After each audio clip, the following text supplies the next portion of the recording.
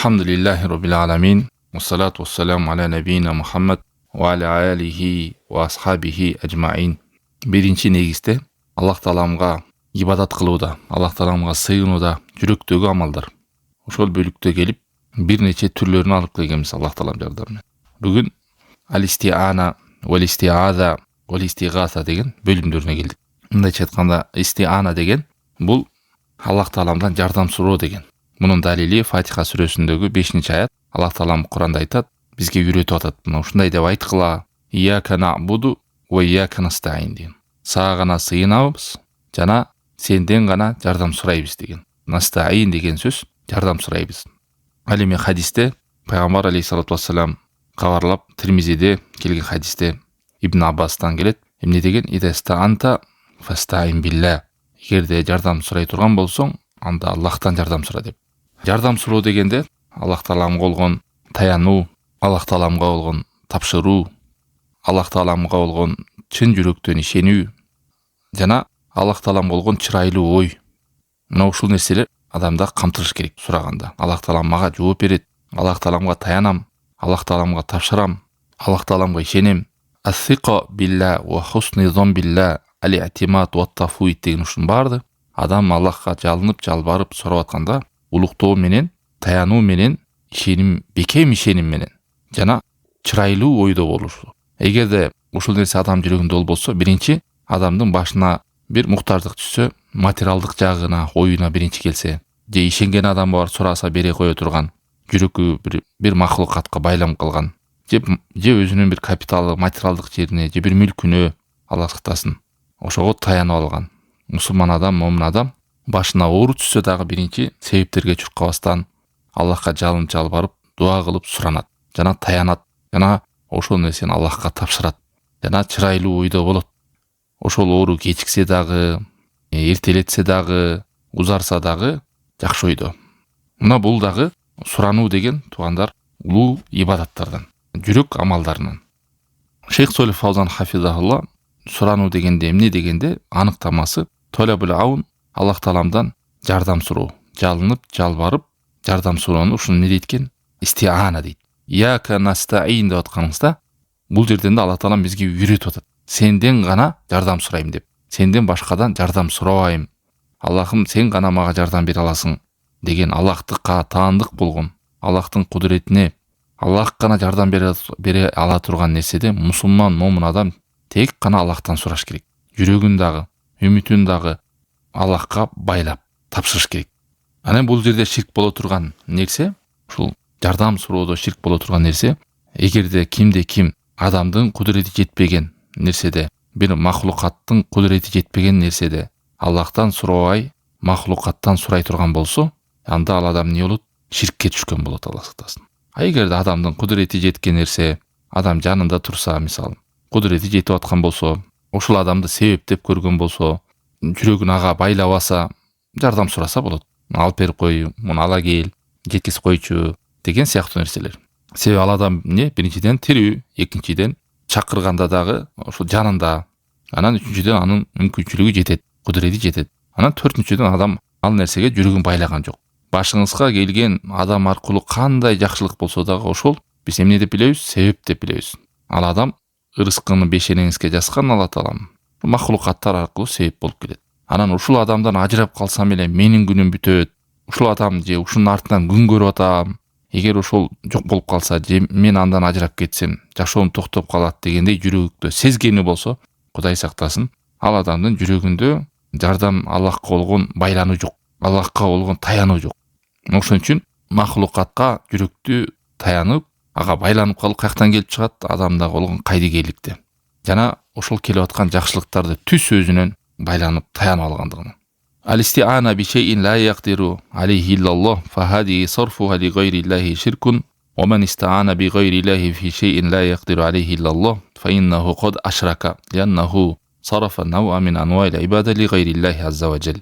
Мына ошондой эле жардам суроо дегенди биз билдик. Бул жүрөк амалдары дагы ибадат. Бул нерсени тек гана биз Аллах Тааламдан гана сурайбыз. Аллах Тааламдын кудурети гана жеткен нерсени махлукаттан сурай турган болсо, Аллахтын кудурети гана жетсе дегенде сиздер жакшы түшүнүңүздөр, бул нерсени жана махлукаттан, о шыпа берчи, о менин ырыскым көбөйтчү, мени бейишке киргичи же тозоктон мени оолак кылчы, жашоомо ырыск бер деген нерселер кимдин колунда? Аллах Тааланын колунда. Кээ бир адамдар жанагы ойлиядан, карбактардан же бир эшен кожолор ушулар сыр адамдын суроосун билип коет. Ушул жерден деле ал жок кезде сурай берсем ошол адамдан, баланча ойла, менин суроом ага жетет, анан мага жардам берет деген ойдо болсо, Аллах сактасын, эмне болот? Адам ширкке түшкөн болот. Адамдын жаныңызда турса, угуп турса сизди, тирүү болсо, кудурети жетсе, ошону себептеп көрсөңүз, аны сурай бересиз. Биз андай нерсени айткан жокпуз, туугандар. Биз тек гана Аллахтын касиетине, Аллахка таандык болгон нерсени Аллахтан сурабай, макулукаттардан сураган нерсени айтып атабыз. Ушул нерсени Аллахка арнабастан ким башка нерсеге арнай турган болсо, бул улуу ибадатта. Биз мына 5 мал намазыбызды ар бир рекетте сайрап кайталап айтып атабыз. Ияка набуду ва ияка настаин. О Аллахым, сага гана сыйынамын, сенден гана жардам сурайм деп атат. Кандай гана жакшылык болбосун, жакшы болсун, бейишке жетүүгө, ийгиликке жетүүдө, жакшылыкка жетүүдө, Аллах Тааланын ырайымына жетүүдө, мына ушул жакшылык бардыгын сенден гана сурайм. Анан кээ бирлерде мына бүгүнкү күндө бул туугандар бар адамдарда. Кээ бирлерде ушундай түшүнүк бар, баланча деген оолия бар, мына ошодо ушундай кудурет бар деген. Ада жашырылган сырдуу бир кудурети бар дейт. Ал кайда десең, ушу бул баланча жерде бир кабырды айтат, же болбосо бир булакты айтат, же бир талды айтат, же бир мүңкүрдү айтат, же бир өтүп кеткен оолияны айтат, же бир жерде бир эшен кожо тирип эле дейт. Кимдин баласы жок болсо, балалуу болбой жүргөн болсо, ошого барса, ошол адамдын балалуу болуп калышына кудурети бар. Же сени угуп коет, билип коет. Ютубтан да көрбөйсүздөр, кээ бир молдолордон адашкандардан эмне кылып жүрөт? Кудайдан суранса, Кудай эч кандай жооп бербептир. Анан шейхин айтса, заматта жанагы кууп келаткан арстан эмне кылыптыр? Жалкактап токтоп калыптыр деп. Мына ушинтип адамдардын жүрөгүн Аллахка байлабастан макулукатка байлагандар. Мындайча айтканда, сен суранганда Аллахтан 10 жылдап, 5 жылдап суранганыңа жооп келбейт дагы, ошо суранууда бир ыйыктык нерсени кошсоң, же бир эшен кожону ортомчу кылып сурасаң, же баланчан барып колун чапанын сыласаң, бат эле дуаң кабыл болот деп багыт берген адашкан топтор бар, Аллах сактасын. Мусулман адам мындай нерседен оолак болуш керек. Мына ушулдай жол менен шерик кошуп, теңдеш кылып, же башка нерседен суранатырган болсо эмне болот? Ширкке түшкөн болот. Мына ушуну биз Аллах Тааланда ачык айтып атса, сенден гана жардам сура. Хадисте айтып атты, эй, сурансаң Аллахтан гана сура деп. Анан кантип бир нерсени шерик кошосуң? Баланчанын урматына, анан тигинин эмесине, Меккенин мушриктери мына ушул жол менен ширкке түшкөн да. Бизди үнүбүздү укпайт Алла Таалам. Себеби күнөөкөрбүз, өлүктөрдүн өлүп кетсе деле жандары Кудайдын алдына кайтып барды. Ушулар аркылуу Кудайга тез жакындайбыз, ушулар аркылуу жардам сурасак тез жардамыбыз кабыл болот деп ортомчу кылып, теңдеш кылып, шерик кылып отуруп, Аллах сактасын, кандай балелерде жүрүштү. Анан экинчи суроонун түрү бул урсат. Алистиана фима яктиру алейхил махлук. Жаңа эле айттык, адамдын кудурети жеткен нерседе сурай бересиң. Фанда тастаин би ахад ан ябни маакал жидар ва ан яхмила маака матаак ва ан юинака ала матлубин мубах. Урсат берген нерседе, мисалы, бир нерсени куруш бойчу, муну жеткизиш бойчу, бир талабыңыз бар, ушуну салып жиберчи, кандай жашоодо. Бул урсат берилген нерсе. Эмнеге? Себеби ал адамдын кудуретиндеги жете турган нерселе. Бул суроону ширк болуп калды деп эч ким айтпайт. Эмнеге? Алдарда жана шарттары болсо бар да. Тирүү десе тирүү, мүмкүнчүлүгү жететсе жетет, жаныңда десең жаныңда. Анан ал нерсени ага жүрөгүңдү байлабайсың, себептеп көрөсүң. Биз мындай суроону айткан жокпуз да. Биз суроодо кайсы нерсе ширк? Ал Кудайдын кудурети гана жете турган нерседе ошону махлукатка арнай турган болсоң, ширкке түштүң деген. Аллах Таалам деле Майда сүрөдө 2-аятта бизге эмне дейт? Ватаавану алал бирри ваттаква ва ла таавану алал исми вал удван. Силер таквалыкта, жакшылыкта бири-бириңерге көмөктөшкүлө, жардамдашкыла деп атат. Жана күнөө иште, душмандыкта жардамдашпагыла деп. Бул урсат бергиле. Күнүмдүк адамдын турмушундагы бири-бирине болгон кызматташтык, жардамдашуу. Муну ширк деп эч ким айтпайт. Жана ошондой эле адамдардан жардам алууда адам жүрөгүн байлабаш керек, туугандар. Ошону себептеп гана көрөсүз. Аллах Таалам сизге рызкын жазат, анан ушуну эптен себеп болуп бизге келет. Ал адамга рахмат айтып, Аллахка шүгүр айтасыз. Бирок адам кайдыгерликке түшүп калса, туугандар, кээде адам жүрөгүн башка адамдарга байлап алат, же бир уюна байлап алат. Кайсы булак менен акчасы келип жанын багып аткан болсо, ошодон үзүлүп калса, жашоосу токтоп кала тургандай абалда өзүн сезе турган болсо, Кудай сактасын, анда жүрөгүн бир сыйра эскертип, Аллахка таянып, Аллахка жүрөгүн байлаш керек. Чыныгы момун мусулман адамдар мына жалгыз Аллахка кандай өзүнө гана сыйынгандай, жалгыз Аллахтын өзүнөн гана жардам сурап, жүрөктөрүн Аллахка байлагандар. Ушулар чыныгы бактылуу адамдар. Ияка набуду ва ияка настаин деген ушул аятка канча деген алымдар китептер жазган туугандар. Канча деген пайдалар бар. Жалгыз Аллахтын өзүнө сыйынып, жалгыз Аллахтан жардам сурагандар. Аммал истиана бил махлук фи шейин ла яqdiru алейхи иллаллах, мисли жалби ризq ва дафи дарар, фахада ла якуну илля лиллах. Ал эми жогоруда эскерип кеткендей, махлукаттардан жардам суроодо Аллахтын кудурети гана жеткен нерседе махлукаттан жардам сураса, ырыскынын кеңейтишин, ырыскынын келиши, баленин көтөрүлүшү, кадимки жана өлүктөрдөн сурагандай жиндерден, шайтандардан, гоюптерден жаныңызда жок эч ким укпаса деле, о Манас арба колдой көр, о Сулайман тоо колдой көр деп атса, о баланча барбар дигер мени колдой көр, падыш ата колдой көр, же баланча бир өтүп кеткен дагы бирөөнүн атын атап атса, эмне болот? Ширкке түшкөн болот, Алла сактасын. Ва хум ла ясмаунак тахтафу би асмаихим. Сени укпаса деле. Анан жаныңда бирөө турат, телефонго чал айтасың. О досум, о тууганым, мага мынча сом карсыкча берип турчу. Айырма бар да, ал сени угуп атат, ал тирүү. Анан барып, о баланча ыйык булак, о улуу дарак, о улуу кабыр ээси деп атсаң, Алла сактасын. Ширк деген мына ошентип түшөт адам. Мына ошондой нерселер бүгүнкү күндө адамдардын арасында бар туугандар. Умайени колдосун, о умайени деп сураткандар бар экен. Кыдыр колдосун деп, сапарда да узап атат, Кыдыр колдосун сени деп коет. Не десе Кыдыр тирүү, сени колдойт деп. Аллахтан жардам сурагыла десе, эмнеге махлукаттарга жүрөктү байлайт? Мына адам шайтандар, жин шайтандар иштейт, адам баласы ширкке түшүп калса экен, кечирилгис күнөөгө малынып калса экен, ошол жактан кайтпай, тобо кылбай өлүп кетсе экен деп. Ушуну эстеңиздер, ар бир намазда Аллахым сага гана сыйынамын, сенден гана жардам сурайм деп туруп, анан эмнеге жүрөктү кылчайтып башка жактарга барат адам? Алымдар айтат, негизи набуду ияка же набудука десе деле болмок да Куранда. Ушундай сыйга деле араб тилиге, бирок ияка деп сага гана деп биринчи сага гана деген сөз келип туруп, анан барып сыйынам дейт. Бул деген сөз сенден башка эч кимге сыйынбайм деген сөз. Сен гана сыйынууга татыктуусуң деген сөз. Андан кийин дагы ияка настаин, сага гана, сенден гана жардам сурайм деп атат. Ушул жерде пайда туугандар. Эгерде Аллах Таалам сага жардам бербесе, Аллахты эстей албайсың. Аллах Таалам сага ийгилик, тавфик бербесе, сен ибадатта кыла албайсың. Аллах Таалам сенин тилиңе илхам, жүрөгүңдү динге буруп, ыйманга бурбаса, сен бул жолдо жүрө албайсың. Аллах Таалам жүрөгүңө туруктук, бекемдик, күч, кудурет бербесе сага, туруктуу болуп жүрө албайсың. Ошон үчүн пайгамбар алейхиссалату вассалам күндө эрте менен көз ирмемчиликте мени өзүмө таштап кой, өгөрбөгүн деп жалынып, жалбарып, улуктап Аллах Тааланы мактап жардам сураган. Жана ошондой эле Аллах Таалам да бизге ушул нерсени үйрөтүп атат. Керек болсо туугандар, азан айтып атканда да пайгамбар алейхиссалату вассалам не деп үйрөттү? Азандын артынан кайталагыла деген. Аллаху акбар кайталайбыз. Анан хайя ала сола, хайя алал фала дегенде эмне дейбиз? Ла хаула ва ла куввата илля билля дейбиз. Эмнеге? Билесиздерби? Намазга келгиле, кутулууга келгиле деген жерде Аллах Тааламдан биз жардам суротобуз. О Аллахым, ошол кутулууга эч бир кудурет, күч жок, эгер сен жардам бербесең. Ошо намазды да тургузууга, намазга да барууга адам сен жардам бере албасаң, мен муну кыла албайм деген сөз. Мына ушундай нерсени пайгамбар алейхиссалату вассалам бизге үйрөтүп атат. Ибадат кылыш үчүн дагы Аллах Тааламдан жардам сурайбыз. Аллах Тааламдын ыраазылыгын, ырайымын табыш үчүн дагы Аллахтан жардам сурайбыз. Биз өтө алсызбыз туугандар. Ошон үчүн ажиз деп койгон пайгамбар алейхиссалату вассалам көп сактаган. О Аллахым, мени алсыздыктан, анан күчү жетпей кала турган нерседен ажиз деген мындай билесиң бул жакшы экен. Ошону аткарсам менин бактыма, менин пайдама деп адам сезет, бирок ошону аткара албайт. Бай болот адамда жалкоолук келет, ныксыроо, шалдыроо, алсыроо. Ошону туруп кылайын десе, колу буту бүт иштейт, бирок тартпайт денеси.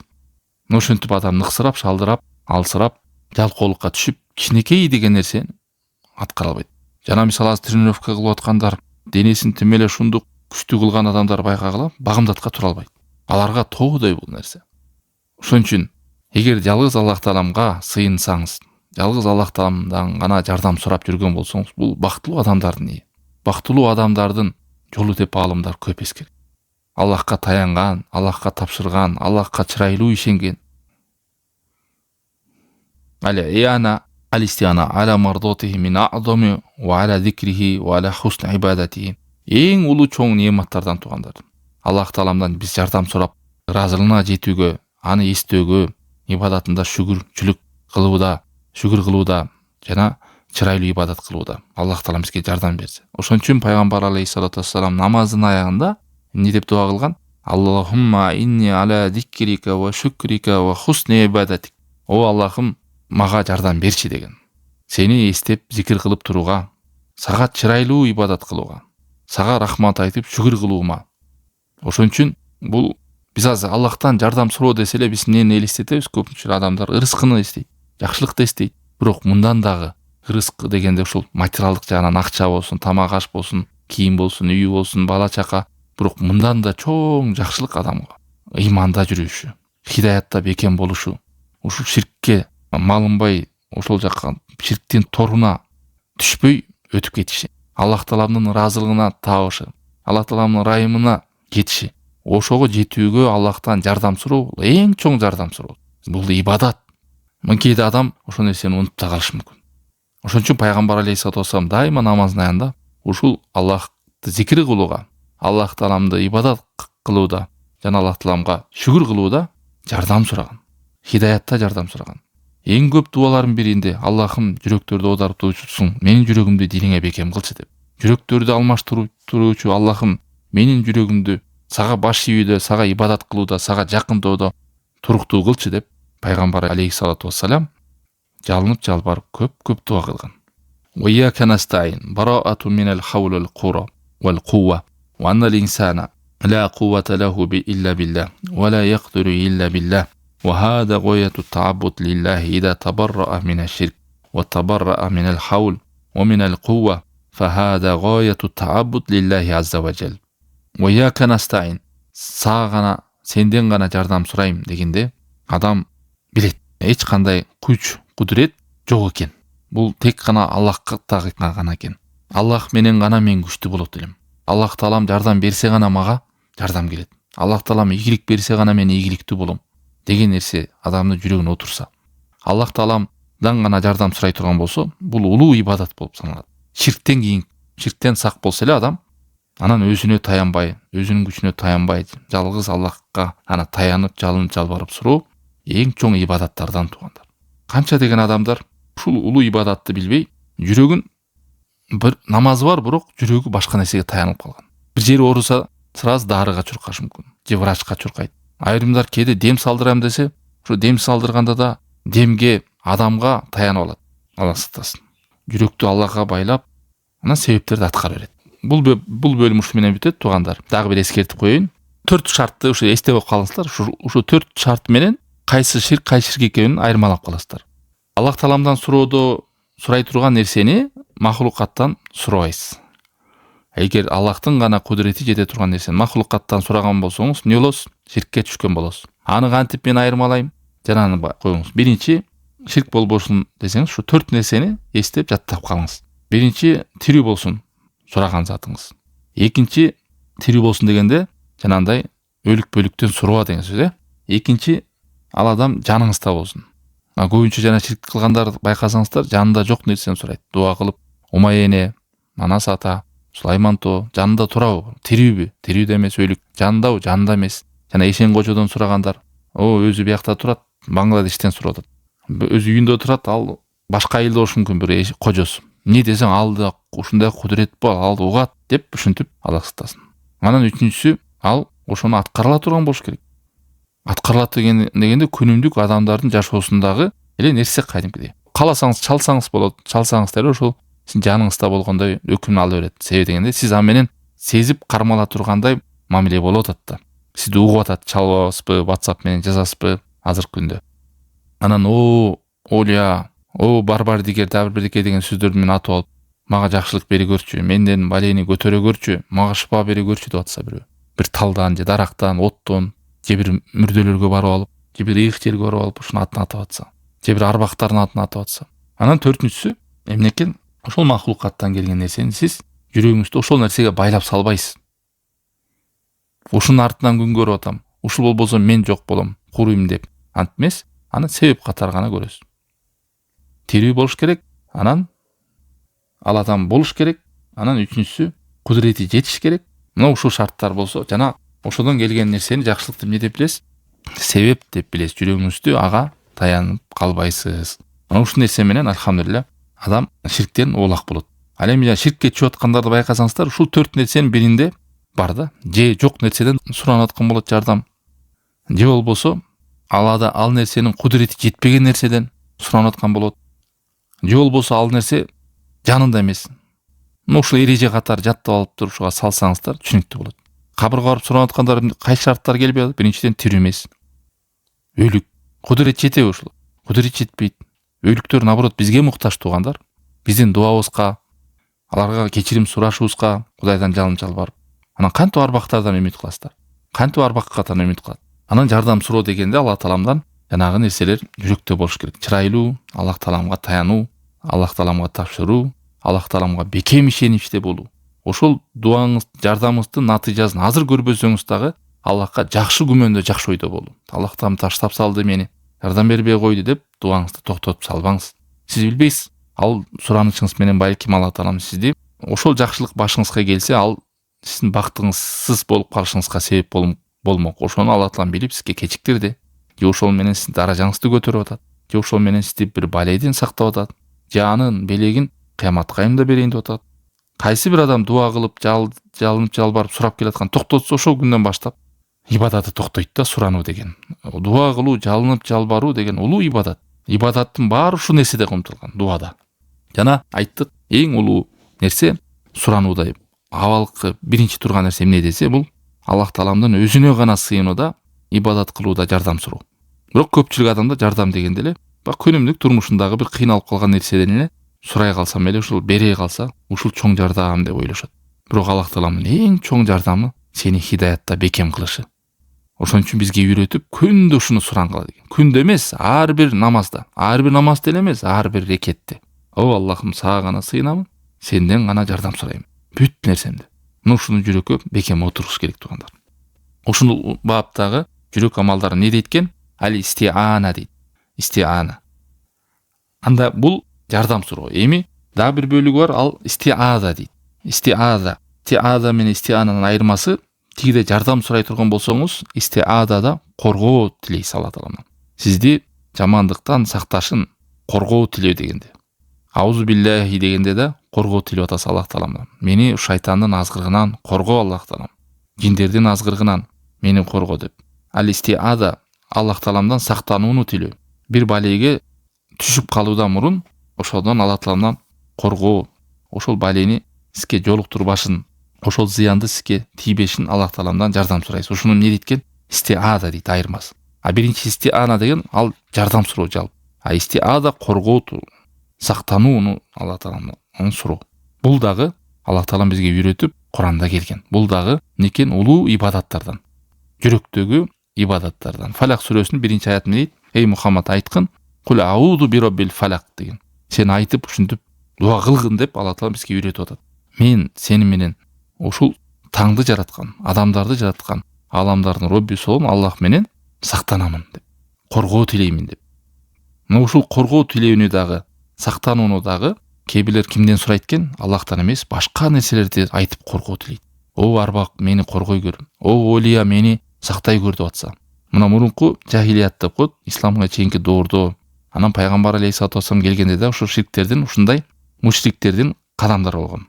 Алар бир кабырдын жанынан өтүп баратса, же бир буттардын арасынан, же бир түндө, сапарда, жанандай сайлардан, жээктерден өтүп баратса, торуп ушул жердин ээси болгон, ушул жердеги жиндерден коргоо сурайбыз. Бизге зыян бербестен сактап бер, ушуну өтүп кетейли аман эсен деп Аллахтан сурабай кимден сураган?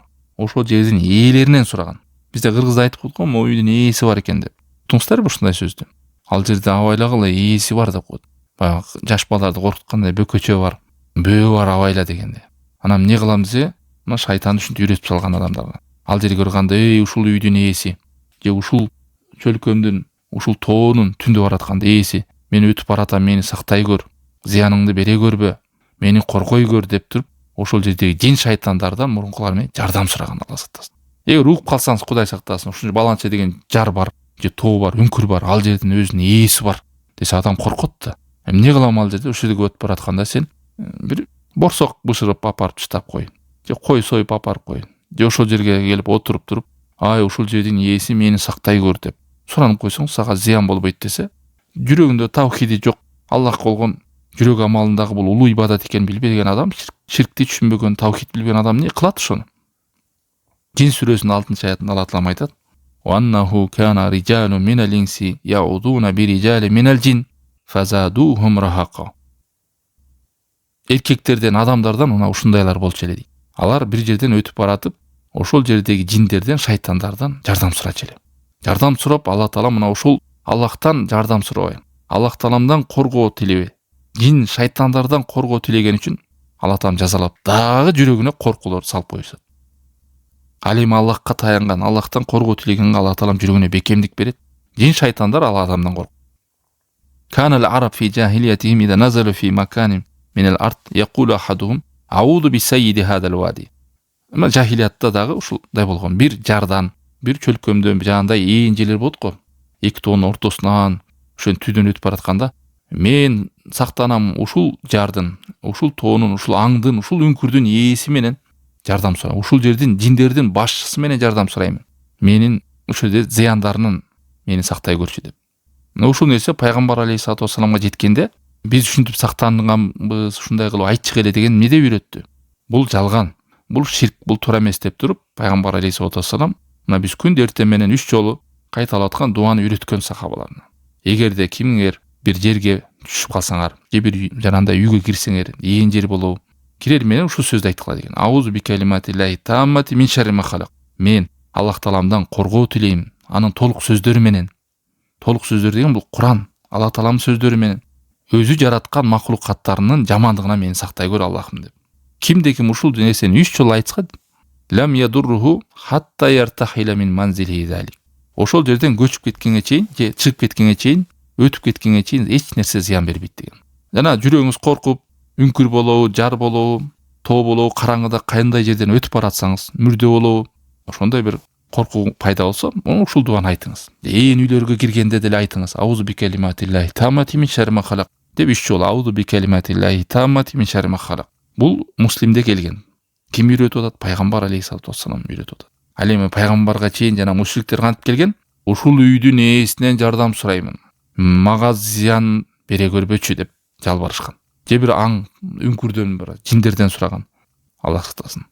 Hada huwa al-badil as-sahih al-isti'ada bi kalimatillahi tamma badalan min al-isti'ada bil jin. Жиндерден, шайтандардан, арбактардан, ошондой бир гайыптагы бир адам билбеген ушундай нерселерден жардам сурабастан жалгыз Аллах Тааламдан сурап, мына ушул дуаны айтуу менен пайгамбар алейхиссалату вассалам үйрөткөн. Автор ушул далилди келтирди, айткан таңдын Роббиси болгон Аллах менен жардам сурайм. Ал жараткан махлукаттардын жамандыгынан Аллахым сенден коргоо тилейм, сактанууну сурайм деп. Себеби жинди да, шайтандарды да Аллах Таалам жараткан. Жер бетиндеги махлукаттын баары Аллахтын махлуку. Мына ошонун арасынан пайда берүүчүсү бар, адамдардын арасында бир зыяны бар дегендей. Ошонун зыяндарынан биз коргоо тилеп, сактанууну тилеп Аллах Тааламдан жардам сурап атабыз. Мына ушул Ихлас сүрөсү, Фалак сүрөсү, Нас сүрөсү үчөөнүн багамдатта 3 жолу, шамда 3 жолу, эртеменки зикирде 3 жолу, кечки зикирде 3 жолу айтканы ушул жин шайтандардан коргоо, сактануу болот адамга. Аллах Таалам өзү үйрөтүп атат. Эй айткын, таңдын Роббиси болгон Аллахтан менен сенен жардам тилей, коргоо тилеймин. Жана сен жараткан махлукаттардын жамандыгынан мени сактачы. Жана омин шарри госиqin ида вaqab деп атасыз. Госиq деп нени айтат? Караңгы каптап келген түндү айтат. Себеби ушул түн киргенде жамандык балелер таркайт. Керек болсо жанагы чагып сала турган зыян берүүчү жандыктар дагы түндө ойгонот. Уурулар дагы, кылмыштын баары каякта болот? Түндө болот. Мына ушул түндүн дагы жамандыгынан, мага зыян берүүчү нерселерден мени сактай көрчү деп Аллах Тааламдан суранып атасыз. Анан омин шарри нафасати фил уqud деп жанагы жиндердин, сыйкырчылардын, жин шайтандарга кызмат кылган адамдардын дагы зыянынан сактанып атасыз. Алар жанагынтип кара дуа кылып салат, окутуп салат деп сурап атпайбы адамдар көп. Мына ушулордун дагы окугандарынан, кара дуаларынан да сак болосуз. Омин шарри хасини да хазат деп атасыз. Жана ошондой эле Аллахтын кызгануучунун, көрө албастын жамандыгынан көрө албай ушу ичтарлык кылганда адамдын көзүнөн уу чачырайт. Мына ошонун жамандыгына мени сакта деп атасың. Адамдагы ар бир жакшылыкты адам башка адамдар көрө албас кылганда ошонун жок болушун каалайт да. Мына ошонун көрө албас адамдын зыянынан, жамандыгынан мени сактай көр Аллах таалам деп жардам сурап атасың. Бул кайсыга кирет? Баягы көз тийип кетүү кирет. Көрө албас ичтарлыктын жана ошонун артынан жаман кадамдары бардыгынан коргоону, сактоону кимден суранып атасыз? Аллах тааламдан сурап атасыз. Бул дагы хадисте келген коргоо тилейм десең, жардам сурайм десең, жалгыз Аллах тааламдан гана жардам сура деп пайгамбар алейхиссалату вассалам Абдулла ибн Аббаска үйрөткөн дуасы. Кичинекей кезинде мына ушинтип үйрөткөн. Ошон үчүн кул аузу би роббил нас, анан маликин нас, илахин нас, мин шеррил васвасил ханнас, аллади ювасвису фи судурин нас деп андан кийин нас сүрөсүндө да айтып атасың. О адамдардын роббиси, адамдардын баарынын падышасы, адамдардын кудайы мени сактай көр деп. Сени менен сактанамын деп. Эмнеден? Васвас, азгыруудан. Жин шайтандардын азгыруусунан. Качан адалар азгырат, качан адам зикирден алыс болгондо. Адамды азгыраттагы жана ханнас деген адамды зикир кылуудан кечиктирип салат. Адамды кайдыгер кылып салат тугандар. Ханнас деген адамды ювасвису деген азгыруу, ханнас адамды кечиктирет, капилетке салат, кайдыгерге салат, эмне кылат? Көкүрөгүнө таштайт адамдын, жүрөгүнө кирет. Мына ошол кезде адамда кайдыгерлик орнойт дагы Аллахты эстөөдөн, керек болсо Аллах тааламдан жардам суроону унутуп калат адам. Аллахка таянууну унутуп калат. Аллах тааламдан коргоо тилөөнү унутуп калат. Аллади ювасвису фи судурин нас минал джиннати ван нас. Жиндерден да болот, адамдардан да болот. Жиндерден да, шайтандардан да адамдын жүрөгүнө шек салат, Кудайсыз. Жүрөгүнө ар кандай ойлорду салат, жаман ойлорду салат. Айтор азгырылып отуруп, адам ойлонуп отуруп, Кудайды эстөөдөн да унутат, намазын да унутат, анан кайдыгерлик кирип кетет. Мисалы байкасаңыздар, кээ бир адамдар жолдо баратат, оозу бош, эч нерсе кылган жок. 1 саат отурат, бир да зикир кылып койбойт. Кыялданып ба, шайтан ушундай кыялдан дей берет да, кыялдан, ойлоно бер. Адам кыялданып эле кете берет. Тили зикирден бош. Эмнеге кыял менен отуруп кайдыгер? Ошол кезде элестетиңиздер, бир күндө мисалы кыла турган иштер көп зикирде. Субханаллахны 100 жолу айтыш керек, альхамдулиллахны 100 жолу айтыш керек, Аллаху акбар 100 жолу айтыш керек, ла иляха иллаллаху вахдаху ла шарика ла, лахул мульку ва лахул хамду ва хуа ала кулли шайин кадир 100 жолу айтыш керек, субханаллаху ва бихамдихи 100 жолу айтыш керек, астагфируllahны 100 жолу айтыш керек, ла хаула ва ла куввата илля билlah. Кандай эрте мененки зикирлер бар. Ошоларды айтып кетүүгө эмне тоскоолдук болду? Аллади ювасвису фи судурин нас, адамдардын көкүрөгүнө ошентип васвас кылат. Ар кандай ойлор салат, кыялданат, тиякты бир ойлонот, бүт кур ойлор, кур кыялдар, пайдасыз ойлор. Васвас өтүп кеткен бир өлүмү ушуп кеткендерин эстейт, анан жек көрүп баштайт. Анан ага жазат, билесиңби сен бир күнү мындай дегесиң деп СМСин ачып алып архивди карап чыгат, артык казып. Канча деген минуталар, сааттар кетип атат, Кудай сактасын. Эч бир өтүп кеткен нерсесине пайда алып кел. Мына ушунун баары васвас тугандар. Бул неге, бул не үчүн деп жанандай өзүнө пайдасыз болгон суроолорду эстеп баштайт. Пайдасыз болгон маселелерди эстеп баштайт. Мына ушуну детально бизге дагы Аллах таалам айтып берет. Бул жин шайтандар адамдарды эмне кылат, кантип азгырат, кантип васвас берет. Мына бүгүнкү күндө тугандар васваска түшүп калган адамдар көп. Ошо зикир кылайын десе эле, ассаламу алейкум, телефонуна чуркап качат. Ой, эмне болду, телефондо эмне бар? Зикир калды ушу менен. Тиге жооп берип коеюн, жазайын дедим эле, болду ушу менен. Намаздан кийин зикир калды. Эрте мененки зикир сабак болуп калды, же болбосо намазга кеч туруп калды, күн чыгып калды деп таштап салбаңыз. Күн чыкса деле эрте мененки зикирди айта бериңиз. Асыр болуп калды, асырдан шам болуп калды, болду убакыт өтүп кетти деп өйсөң, куптанга келсеңиз деле зикир кылганды, мен кечки зикирим кылбаптым деп айта бериңиз. Себеби сиздин бул адатыңыз. Адатта билебиз, кечигип калса деле, өтүп кетсе деле аткара бересиз. Пайгамбар алейхиссалату вассалам башка бир кайсында Абу Дауд, Насаи, Ахмадта келгенде айткан, мына ушул эки нерсе менен сактангандай адам сактана албайт деген эч нерсе менен. Жинден, шайтандардан, мындай чыкканда Ихлас, Фалак, Настарды окуп сактануу менен сактангандай тосмо жок да жин шайтандарга. Эң күчтүү тосмо тугандар. Жанагы жалкоолук кайдан келип атат? Шалдыроо кайдан келип атат? Ныксыроо кайдан келип атат? Алсыздык каяктан келип атат? Бир нерсени билесиз, бирок ошого бел байлап чыгын албай атам, ныксырып атам, шалдырып атам деген. Мушу адамдарда тугандар зикиринде кемчилик бар. Аллахка жалынып жалбаруусунда кемчилик бар. Сурануусунда кемчилик бар. Намаздын аягында кылган зикирлеринде кемчилик бар. Эрте мененки кечки уктар алдында, уйкудан ойгонгондо мына ушул маселелеринде шайтандын васвасына кирип кеткенде адамды кукладай кылат. Тияка калчайт, бияка калчайт сени. Бул жүрөк амалдарынан да. Жүрөк амалдар алсыраса тугандар, дене алсырайт. 1000 тренировка кыл, денеңди, мышцаларың бар өссө деле, сенин жүрөгүң бош болсо, сен бошсың, намазды оқы албайсың, Құранды оқы албайсың, зикирді қыла албайсың. Ошон үчүн истиана Аллахтан жардам суроо, ал эми истиада Аллахтан коргоо, Аллахтан сактанууну тилөө. Кимден сактануу, кимден коргонуу? Шайтандан, жиндерден, балелерден, зыяндардан, көрө албастардан, ичтарлардан. Сиздин бейишке барууңузга, Алла Тааламдын ырайымына жетүүдө тоскоолдуктардын баарын алып салууну Кудай Тааламдан коргоо тилөө, сактануу, жардам сурап атасыз. Мына ушул экөө тең жүрөк амалдарынан экен. Ушуну биз жалгыз Аллах Тааламдан өзүнөн гана сурашыбыз керек экен деп бүгүн ушул истиана менен истиаза деп коет. Истиаза аузу биллахи дегенде айтып атасыз. О Аллахым, сени менен сактанамын, ырайымдан айдалган шайтандан мени сакта деген сөз. Аузу бикалиматиллахи таммати деген толук сөздөрүң менен, Куран менен, Аллахым, сени менен сактанамын. Сен жараткан махлукаттардын зыянынан мени сактай көрчү. Кээ бир адамдарга көз тийип кеткен болот. Аллахтан ошо зикир ибадатта бекем болбогондуктан, коргонууну, сактанууну Кудайдан суранбай жүрөр экендигинен, кайдыгерликке түшүп кеткендигинен чоң балелердин арасында васваста жүргөндөр көп тукандар. Ушунун баардыгы бирден бир халалы ушул жүрөк амалы болгон истиана менен истиазаны айтпай жүргөндүгүнөн, суранбай жүргөндүгүнөн, сактанбай жүргөндүгүнөн, колдонбой жүргөндүгүнөн келет. Аллах Таалам баарыбызды бекемдесин, хидаятына, динине, өзүнүн чырайлуу ибадат кылууга, шүгүр кылууга, эстөөгө, Аллах Тааламды зикир кылууга, ибадатында бекем туруктуу болууга бизге жардам берсин. Дагы жүрөктөрдө амалдар бар, кийинки сабакта улайбыз. Ва саллаллаху таала аля хайр халкихи ва аля алихи ва сахбихи ажмаин.